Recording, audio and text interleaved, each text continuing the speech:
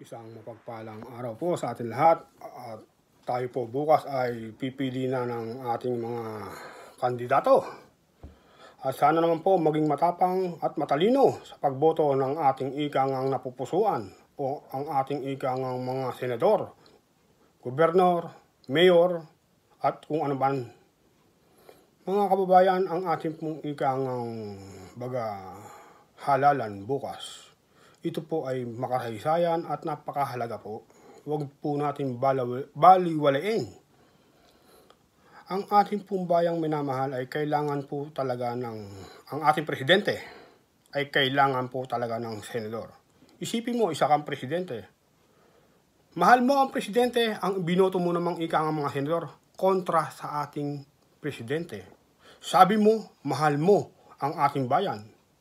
Ang nagmamahal sa ating bayan, minamahal ang namumuno o ang ating presidente. Ang ating presidente, mahal mo, pero iba naman ang binoto mo ng mga senador. Hindi matatawag na matalino. Isa ka ng bobo, tante. Mahal mo ang ating presidente, pero ang inilagay mo ika ng mga senador ay laban sa ating presidente. Hindi ka matalino, maging matalino. Kung mahal mo ang ating ikaangang bayan, mahalin mo ang ating presidente at ang kanya ikaangang alyansa all the way, straight. O kung meron man ikaw na pupusuan dalawa, tatlo na ikaangang ilaglag doon, sana naman ang ipapalit mo ay yung ikaangang puso ay para sa ating bayan. Hindi ikaanga sa tao sila naglilingkod. Dahil sila ay may utang na loob. Ayun. Kahit na ika nga talagang walang yaan ang ginagawa, ipagtatanggol mo. Dahil may utang na loob, ika nga ito. Kaya mga kahababayan, maging matalino, maging matapang sa pagboto, bukas po na yan, magaganap. Napakahalaga po yan. Mahalin natin ang ating bayan, maging matapang. Huwag tayong maging duwag. Ang pagmamahal sa ating bayan ay may pagsunod sa ating namumuno.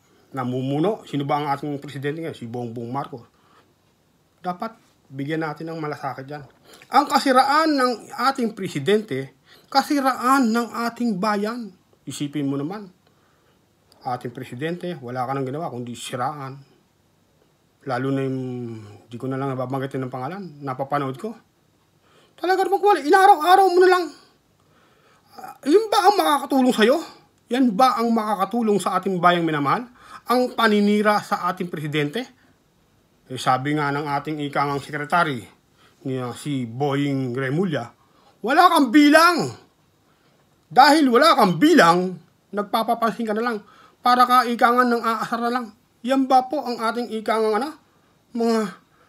Ewan ko na lang, hindi ko po ma-explain kung ano. Bigyan mo naman ng kahihiyan ng sarili mo. Kung hindi ka na nahihiya sa sarili mo, mahihiya. Sabi mo, may anak ka. Mahihiya ka naman sa anak mo o sa pamilya mo.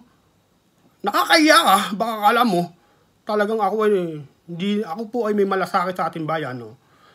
Ako po dapat matagal na naggaganto rin na ipagtanggol ang ating ikang presidente. Ang nangyari, mainit, ayoko po ikangang baka madamay pa ako dyan, yun ang aking kaisipan. Nagigidduwag din ako. Yun ang aking ikang kaisipan. Huwag tayong matakot. Kung si Mayordomo, ikanga ay nagkaganon, dahil sa pagmamahal sa ating bayan. Maging matalino at maging matapang. Huwag tayong maging duwag. Sumunod tayo sa ating namumuno, ang ating presidente, ang kanyang binuong alyansa all the way, straight natin.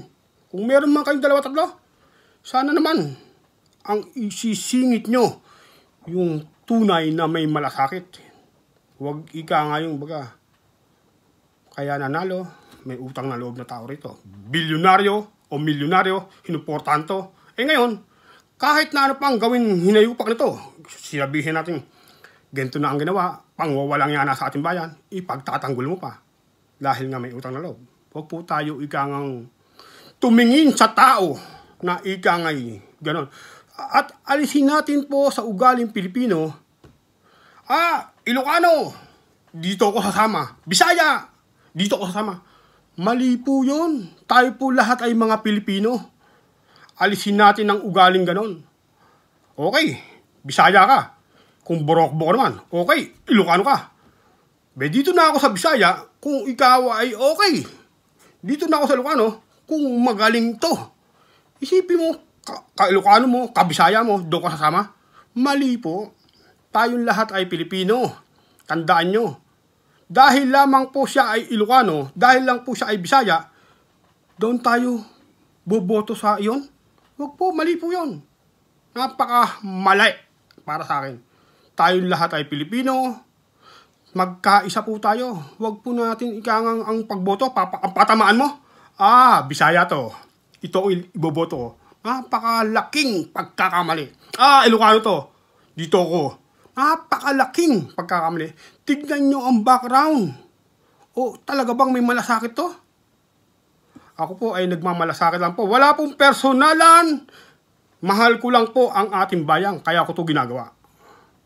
At sa lahat po ng ating mga kababayan, maging matapang, maging matalino sa pagboto sa darating na halalan bukas. At good luck po sa lahat ng kandidato at God bless all.